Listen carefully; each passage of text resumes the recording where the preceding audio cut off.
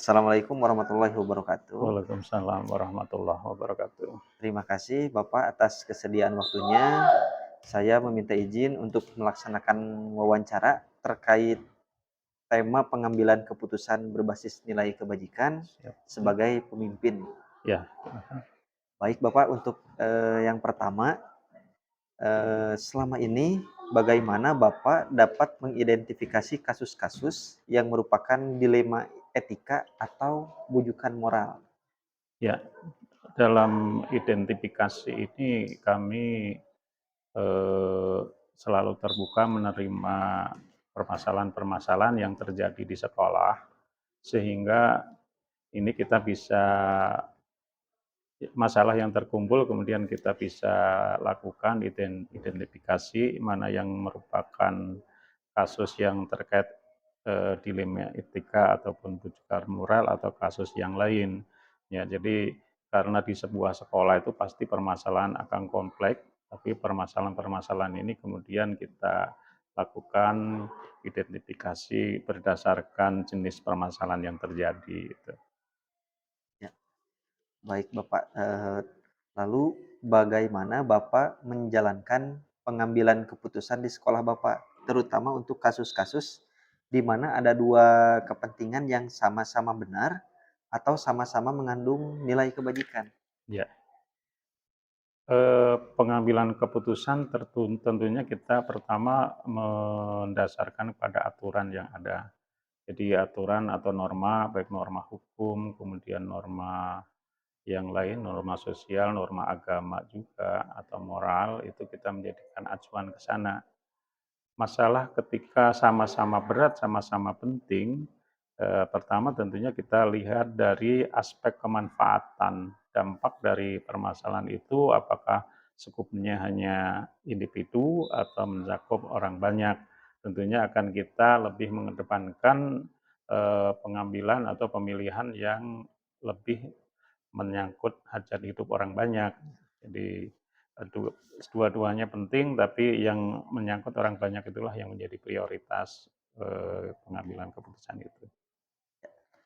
Baik, untuk langkah-langkah atau prosedur seperti apa yang Bapak lakukan selama ini untuk mengatasi masalah tersebut? Ya, pertama tentunya kita melakukan identifikasi permasalahan itu dari aspek penyebabnya atau latar belakang terjadinya masalah, kemudian siapa atau pihak-pihak yang terlibat atau terkait dengan permasalahan tersebut. Kemudian kita merumuskan alternatif-alternatif solusi dan dari alternatif-alternatif itulah kita pilih solusi yang terbaik untuk menjadi sebuah pengambilan keputusan, dasar pengambilan keputusan. Ya. Sekarang, hal-hal apa saja yang Bapak anggap efektif dalam pengambilan keputusan pada kasus-kasus dilema etika, Bapak? Ya, keputusan yang efektif yang selama ini tentunya kita selalu mendasarkan pada aturan tadi. Jadi ketika permasalahan itu kita sandingkan dengan aturan, maka kemudian insya Allah keputusan yang kita ambil itu yang paling baik. Ya, dan di dalam pengambilan keputusan kita tidak sendiri, pasti akan melibatkan dialog ataupun diskusi dengan rekan atau tim manajemen di sekolah, sehingga apa yang kita putuskan itu ada pertimbangan atau masukan dari yang lain, gitu. Nah, tentunya Pak, pasti selalu ada tantangan ya Pak ya, ketika, dalam mengambil keputusan. Nah, mungkin hal-hal apa saja yang selama ini menjadi tantangan dalam pengambilan keputusan pada kasus-kasus dilema etika, Bapak? Ya, tantangan yang paling mendasar itu adalah terkait dengan apa, ada kontradiktif atau apa ya disebutnya, antara nurani dengan, realitas. Jadi, kadang kita secara nurani itu tidak tega Ya. secara kemanusiaan, tapi secara realitas itu harus diputuskan karena sebagai institusi itu harus ada aturan yang perlu ditegakkan gitu. Jadi kadang kita merasa kasihan, ya. tapi aturan mengatakan, berbeda dengan yang kita harapkan, tapi itulah yang menjadi pegangan kita tentunya aturan dan kebermanfaatan atau kemaslahatan bagi semua pihak tentunya itu. Nah, selanjutnya Bapak, apakah Bapak memiliki waktu khusus atau jadwal tertentu dalam sebuah penyelesaian kasus dilema etika? Misalnya seperti, langsung menyelesaikan di tempat atau memiliki sebuah jadwal untuk menyelesaikannya, atau Ya. bentuk dan prosedurnya seperti apa? Ya, kalau jadwal khusus ini tidak, karena kasus dilema etika ini untuk di sekolah, kami itu relatif sedikitlah disebutnya seperti itu. Sehingga ketika ada permasalahan kita lakukan penyelesaian solusi-solusi yang terbaik, tapi juga bukan di tempat tentunya. Kita memperhatikan juga lingkungan, apakah memungkinkan bahwa masalah itu kita selesaikan di tempat atau kita perlu dialog, ngobrol di ruangan, misalkan di ruangan kepala sekolah, sehingga pihak-pihak yang terkait ataupun, permasalahan itu, tidak merasa, apa ya, ada dampak lain lah gitu. Jadi merasa enak semuanya gitu. Nah, pertanyaan selanjutnya Bapak, adakah seseorang atau faktor-faktor apa yang selama ini mempermudah atau membantu Bapak dalam pengambilan keputusan dalam kasus-kasus dilema etika? Ya, hal yang positif di sekolah ini adalah bahwa, komunikasi yang baik antara kepala sekolah, wakasek, dan semua warga sekolah, sehingga itu menjadi sebuah hal positif untuk bisa mempercepat atau memudahkan dalam penyelesaian masalah. Kemudian kekompakan dari teamwork yang ada dari jajaran manajemen, dari kepala sekolah, kemudian wakasek, untuk bersama-sama mencarikan solusi dalam pengambilan keputusan sebuah permasalahan, ini tentunya hal yang sangat membantu di dalam mengatasi atau menyelesaikan permasalahan yang terjadi. Baik, untuk pertanyaan terakhir Bapak, berdasarkan dari hal-hal yang sudah Bapak sampaikan, mungkin pembelajaran apa yang dapat Bapak petik dari pengalaman ya, mengambil keputusan dalam kasus dilema etika? Ya, eee, pembelajaran yang bisa diambil adalah bahwa dalam setiap organisasi, permasalahan itu akan selalu mengiringi, pasti akan terjadi. Baik skalanya besar, kecil, berat, ataupun ringan, itu akan selalu ada. Jadi ketika kita hidup dalam berorganisasi harus siap dengan segala permasalahannya dan juga harus siap dengan bagaimana kita mensikapi atau mencari solusi dari permasalahan yang muncul.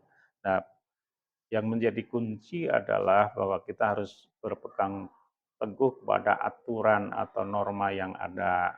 Nah, dengan berpegang teguh pada aturan norma yang ada itu, insya Allah akan menjadi eh, apa ya, langkah yang kita ambil itu langkah yang terbaik, dan nanti keputusan yang diambil adalah keputusan yang bisa membawa kemaslahatan semua pihak. Itu. Ya, baik Bapak, mungkin untuk wawancara kali ini, eee, cukup Bapak. Terima kasih atas waktu wawancaranya. Mohon maaf apabila, waktunya terganggu Pak. Siap, tidak Pak, ya Ya, jadinya selamat Pak Dadan, ya, terus berjuang, ya, mudah-mudahan kegiatan ini sampai selesai, cepat menjadi selesai dalam, pendidikan guru penggeraknya, ya, dan amin, akhirnya kita nanti bisa bersama-sama bagaimana membangun sekolah ini. amin. Terima kasih Bapak. Wassalamualaikum warahmatullahi wabarakatuh. Waalaikumsalam warahmatullahi wabarakatuh.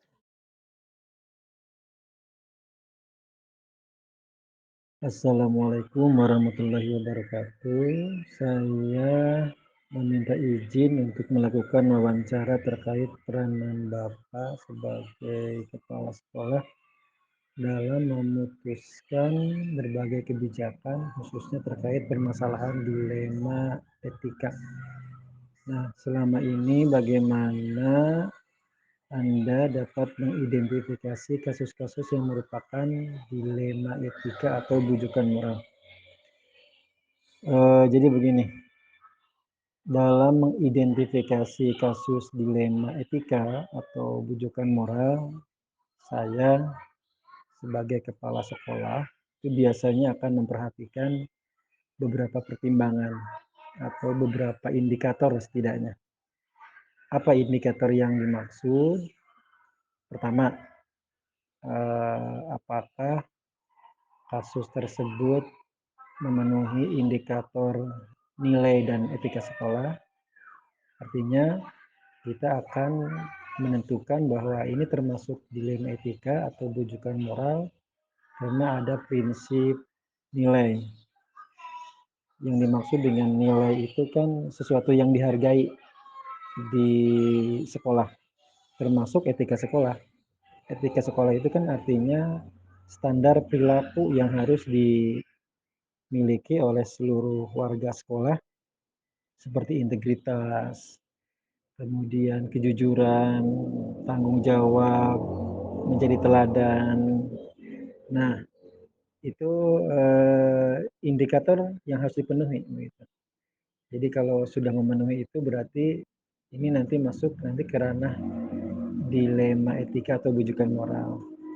Kemudian yang kedua, ada yang disebut dengan indikator pemenuhan hukum dan kepatuhan. Jadi memastikan kebijakan yang kita buat itu apakah sudah sesuai dengan koridor hukum atau peraturan pendidikan yang berlaku di sekolah. Nah, jadi itu termasuk juga memahami tanggung jawab legal sekolah dalam konteks kebijakan-kebijakan yang kita buat gitu. Jadi tetap koridornya adalah apakah ini melanggar hukum atau tidak. Kalau melanggar hukum secara apa namanya itu normatif berarti itu termasuk rujukan moral ya gitu. Tetapi kalau memang ini melanggar kepatuhan ini bisa disebut dengan dilema etika. Nah, makanya indikator yang ketiga dalam mengidentifikasi kasus dilema etika atau rujukan moral itu harus adanya pertimbangan moral. Artinya memeriksa nilai-nilai moral yang mendasari kebijakan. Jadi apakah kebijakan yang kita buat itu dapat dipertanggungjawabkan secara moral begitu maksudnya. Mempertimbangkan norma-norma moral termasuk yang dianut oleh masyarakat atau komunitas sekolah. Nah, jadi pertimbangan itu maka bahwa kasus yang kita identifikasi itu nanti masuk ke dilema etika atau rujukan moral. Termasuk nanti yang keempat sebenarnya ada indikator yang lain yaitu dampak psikologis ya, atau psikososial. Jadi memahami dampak psikososial kebijakan yang kita buat itu ada efeknya enggak terhadap kesejahteraan mental dan emosional guru, siswa, termasuk orang tua, staf, atau warga sekolah. Nah ini juga termasuk kita nanti akan mengidentifikasi potensi konflik moral dan upaya untuk meminimalkan dampak negatifnya. Jadi 4 indikator ini bisa kita jadikan sebagai dasar ya untuk menentukan mengidentifikasi kasus-kasus yang bermuatan rujukan moral atau dilema. Terus pertanyaan yang kedua ini ya, pertanyaan kedua, bagaimana Anda sebagai kepala sekolah menjalankan pengambilan keputusan di sekolah Anda, terutama untuk kasus-kasus di mana ada dua kepentingan yang sama-sama benar atau sama-sama mengandung nilai kebajikan. Nah, jadi pertimbangan kita sebenarnya untuk pertanyaan ini ya, jawabannya itu tetap kita akan menggunakan standar pertama kita menggunakan aspek konsultasi dan partisipasi dulu gitu untuk menentukan kebijakan itu. Jadi kita melibatkan berbagai pihak, guru, siswa, itu orang tua, bila perlu stakeholder tertentu kita libatkan. Guna apa? Guna bisa mengakomodasi dalam proses pengambilan keputusan. Makanya dalam konsultasi dan partisipasi ini kita membuka ruang untuk diskusi terbuka dan mendengarkan berbagai pandangan yang dikemukakan oleh berbagai pihak begitu. Jadi pertama itu pertimbangannya. Kemudian ada pertimbangan yang lain ya. Jadi kita juga berharap ada konsultasi ahli begitu. Jadi kita cari kira-kira ini kasus ini bisa masuk ke ranah dilema etika atau rujukan moral, bisa difasilitasi atau diskusi dengan pengawas pembina begitu ya, atau tokoh masyarakat yang selama ini bisa menjadi pertimbangan gitu. Nah, kemudian yang ketiga, komunikasi efektif. Artinya mengkomunikasikan keputusan yang kita buat itu dengan transparan dan jelas kepada semua pihak. Jadi kita kumpul, kita konsultasi, kita dengar berbagai pendapat, tapi jangan lupa bahwa keputusan yang kita buat itu harus diungkap, dibuka secara transparan kepada semua pihak. Artinya menyampaikan pemahaman keputusan kita itu terhadap semua pihak guna feedback kira-kira keputusan ini bisa membawa kebaikan atau tidak. Nah, terakhir penting kiranya kalau saya sih sering mengevaluasi ya, mengoreksi. Artinya menetapkan mekanisme evaluasi untuk apa? Untuk melacak kira-kira dampak keputusan yang kita buat itu nanti seperti apa. Nah, makanya sekolah itu nanti harus mampu dan bersedia mengoreksi atau menyesuaikan kebijakan jika perlu itu berdasarkan hasil evaluasi. Karena ya yang namanya keputusan kan itu pasti ada titik kelemahannya. Gitu. Jadi seperti itu. Pertanyaan ketiga, selama ini bagaimana Anda dapat mengidentifikasi kasus-kasus yang merupakan dilema etika atau rujukan moral? Jadi saya dapat memberikan informasi ya, ini tapi secara umum saja. Biasanya kalau kita mengidentifikasi kasus yang terlibat atau terjadi itu merupakan dilema etika atau rujukan moral, pertama kita harus bisa menentukan karakteristik kasus itu apakah mengandung ketidakpastian atau konflik nilai tidak. Maksudnya kasus dilema etika ini kan sering melibatkan ketidakpastian dan tentu konflik. Konflik apa? Konflik nilai, sesuatu yang dihargai di antara pilihan atau kasus yang terjadi. Gitu. Nah, makanya adanya pertentangan antara nilai-nilai yang dianggap benar atau penting ini dapat menjadi tanda adanya dilema etika. Di satu sisi ini ada unsur humanisme yang perlu kita perjuangkan, tetapi juga berbenturan dengan aturan. Seorang yang sudah tua, misalkan guru yang sudah lama mengajar, kemudian dia harus mengikuti kegiatan atau seleksi misalkan, seleksi P3K begitu. Tapi di situ dia kurang tahun misalkan, harusnya minimal 10 tahun misalkan ya, tapi baru 7 tahun. Nah, kemudian meminta kepada kepala sekolah ini bagaimana agar dibuat surat keterangan bahwa dedikasinya sudah 10 tahun gitu. Jadi di satu sisi ini pasti mengandung konflik ya. Makanya dilema etika itu pasti melibatkan adanya konflik interest atau kepentingan-kepentingan. Makanya yang kedua selain mengandung ketidakpastian, pasti yang itu karakteristik dilema etika itu mengandung keputusan yang sulit. Keputusan yang sulit diambil karena adanya pertimbangan moral ya yang kuat yang dapat menunjukkan kemungkinan adanya dilema etika. Situasi di mana tidak ada solusi yang sepenuhnya memuaskan semua pihak gitu. Itu menjadi indikator. Nah, makanya hal yang paling urgen di sini itu pasti ya, karakteristiknya itu mengandung pertentangan kepentingan.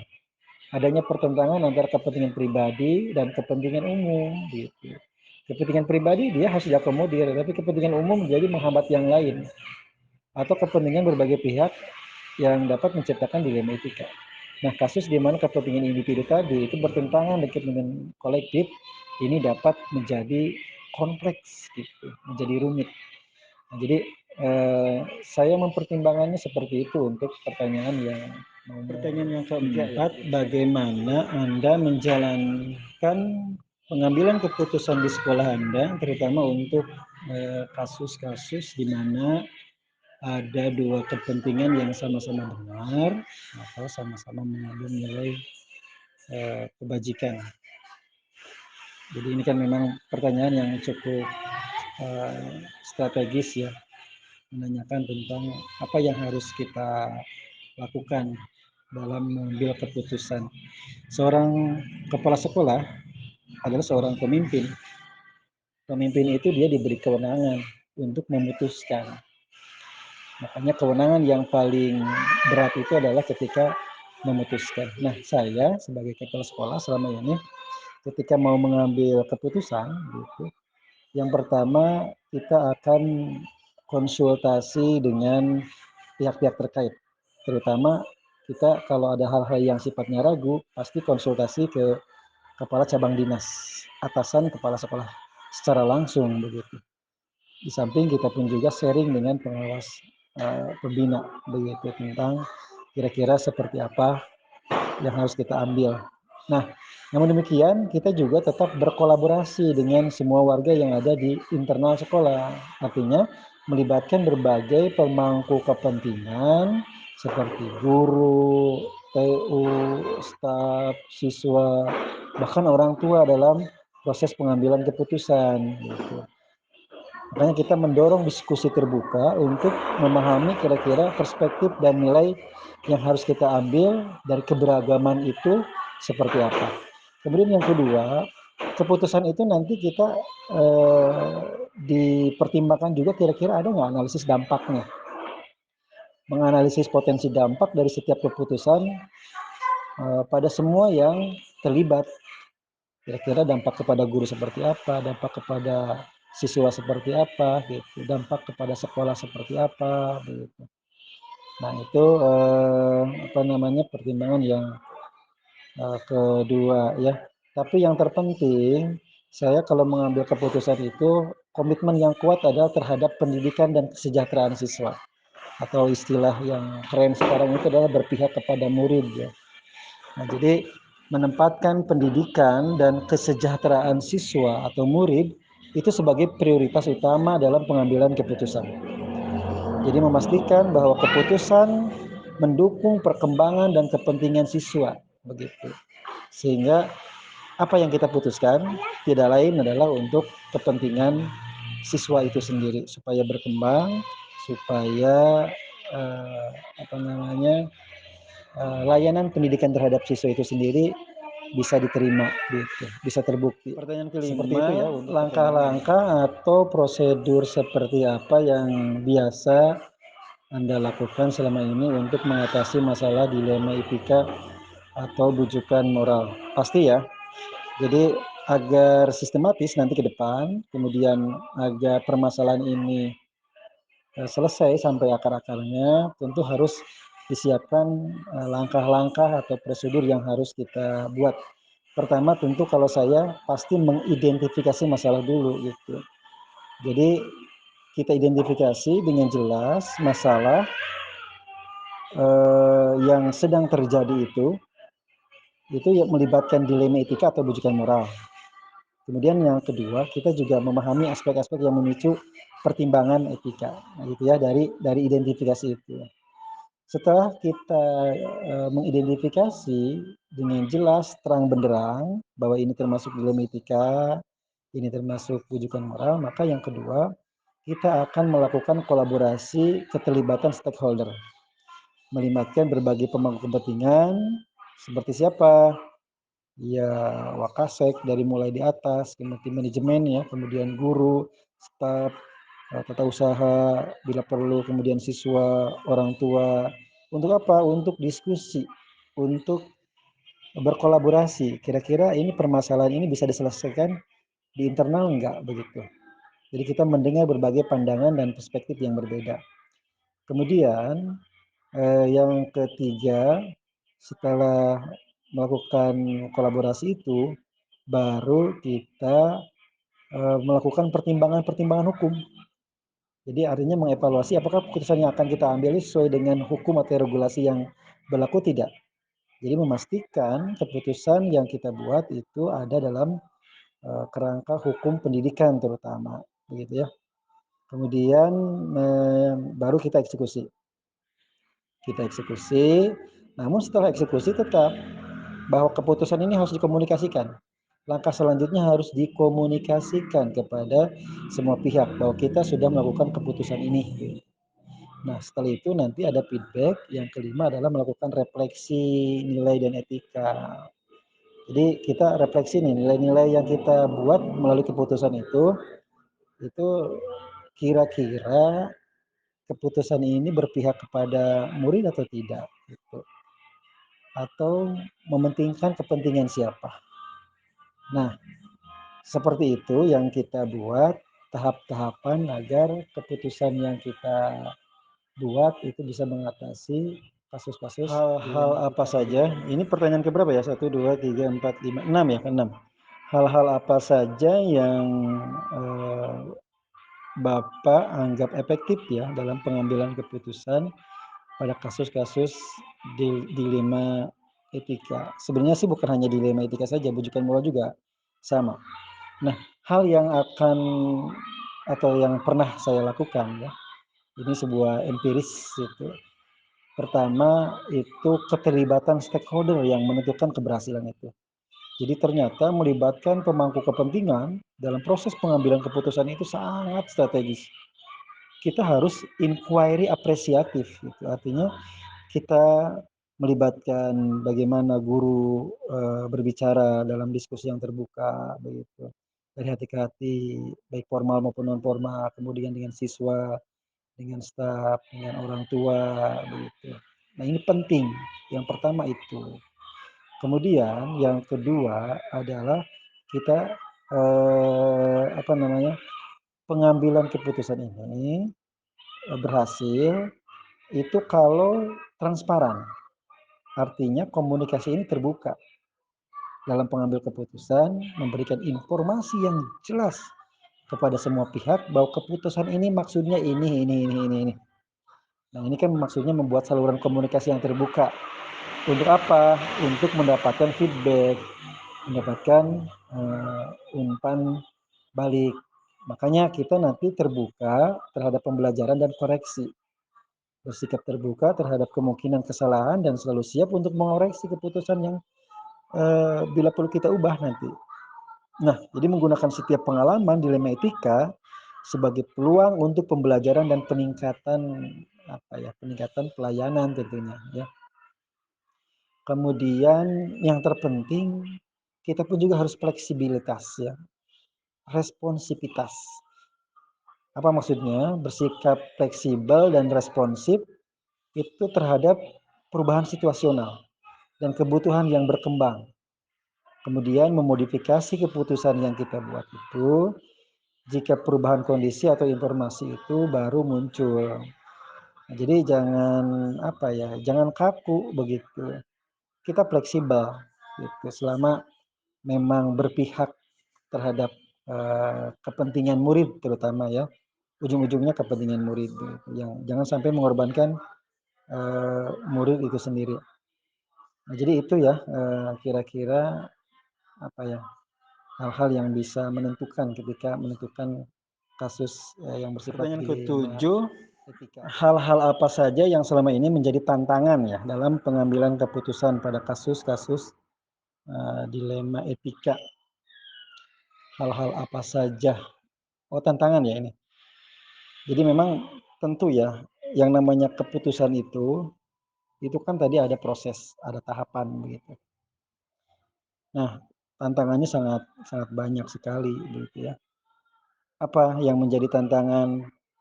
Jadi, dilema etika ini kan unik ya. Dia itu pasti ada pertentangan kepentingan. Jadi dalam beberapa kasus, kepentingan individu atau kelompok itu dapat bertentangan dengan kepentingan sekolah atau kepentingan yang sifatnya umum. Di satu sisi, bahwa ini untuk kepentingan kehidupan masa depan secara pribadi, tetapi ini juga bisa mencederai, kepentingan kepentingan umum, gitu. Ini kan contoh tadi ya, misalkan ada seorang guru, dia, memang sudah tua begitu ya, tapi baru 6 bulan mengajar. Nah, dia pada hari injury time itu harus, segera mengubah, masa kerjanya itu menjadi 2 tahun minimal misalkan itu. Padahal realitinya kan baru 6 bulan gitu. Di satu sisi kepentingan untuk masa depan, karena dia sudah tua, usia misalkan 40 tahun. Tapi di sisi lain juga ini kan tidak sesuai dengan kondisi nyata begitu. Nah, ini kan tantangannya itu ya. Makanya, apa ya, ya tantangan HAM juga mungkin ini. HAM itu artinya bahwa kita di satu sisi ya kasihan gitu terhadap kondisi kemanusiaan, tapi di sisi lain pun juga kita harus menegakkan peraturan. Kemudian yang kedua ya, tantangan yang lain adalah, adanya itu ya, beban emosional sebenarnya. Jadi keputusan dalam kasus dilema etika ini seringkali dapat memunculkan beban emosional. Beban emosional yang sangat signifikan itu bagi pengambilan keputusan. Di satu sisi kita ini harus menegakkan aturan yang berlaku, tapi di sisi lain ini harus diselamatkan gitu. Jadi pasti menguras menguras emosi. Makanya nanti ini harus membutuhkan ketenangan gitu yang kuat gitu. Nah, jadi menangani stres dan tekanan emosional ini merupakan bagian dari tantangan ini tantangan internal gitu ya. Yang ketiga adalah apa ya? Tantangannya sih sebenarnya memang kurang adanya pedoman ya, panduan khusus itu. Jadi dalam beberapa kasus mungkin tidak ada pedoman atau panduan yang jelas untuk mengatasi, menyelesaikan masalah dilema etika itu gitu. Jadi pengambilan keputusan itu perlu mengandalkan ya nilai, etika, pengalaman kita gitu. Prinsip-prinsip dasar sebagai panduan gitu. Jadi memang ketiga tantangan ini sebenarnya yang sering saya rasakan begitu ya. Namun demikian memang penting untuk diingat bahwa setiap dilema etika unik. Pengambilan keputusan yang efektif memerlukan analisis mendalam dan penerapan prinsip-prinsip etika yang kuat ini harus kita tegakkan. Pasti ya, namanya tantangan itu pasti pasti ada lah gitu ya. Tapi tantangan ini dapat memunculkan pembelajaran sebenarnya, pembelajaran dan pertumbuhan. Tetapi juga membutuhkan pikiran yang cermat dan keterlibatan berbagai pemangku kepentingan, termasuk kita semua. Gitu. Apakah Anda memiliki, ini pertanyaan terakhir ya, apakah Anda memiliki waktu khusus atau jadwal tertentu dalam sebuah penyelesaian kasus dilema etika? Apakah Anda langsung menyelesaikan di tempat atau memiliki sebuah jadwal untuk menyelesaikannya? Bentuk atau prosedur seperti apa yang Anda jalankan? Jadi kalau ujung pertanyaan ini sebenarnya sudah dijawab ya di pertanyaan sebelumnya, bagaimana prosedur dalam menyelesaikan masalah. Tapi kalau pertanyaannya misalkan, punya waktu khusus enggak? Atau, langsung diselesaikan di tempat? Nah, ini bergantung kasusnya begitu. Kalau kasusnya, eee, tidak melibatkan ranah hukum yang cukup berat, itu bisa diselesaikan langsung pada waktu itu begitu. Bisa diselesaikan. Tapi kalau dampaknya dampak, unsur hukum ya, maka ini perlu adanya tabayun, perlu adanya waktu jadwal khusus untuk apa ya? Untuk konsultasi dengan atasan, untuk membaca kaidah-kaidah hukum yang sedang berlaku begitu. Juga perlu adanya masukan-masukan dari berbagai pihak. Jadi sebenarnya sih kasusnya bergantung kasus itu sendiri. Kalau kasusnya tidak terlalu berat menyeret kepada aspek hukum, nah kita bisa menyelesaikan. Yang penting bahwa ini adalah dampaknya nanti untuk kebaikan pelayanan terhadap murid begitu, atau berpihak terhadap murid. Tetapi kalau misalkan mengandung hukum, ini perlu ada jadwal khusus gitu. Dan kita konsultasi dengan KCD misalkan, bila perlu ke dinas pendidikan gitu.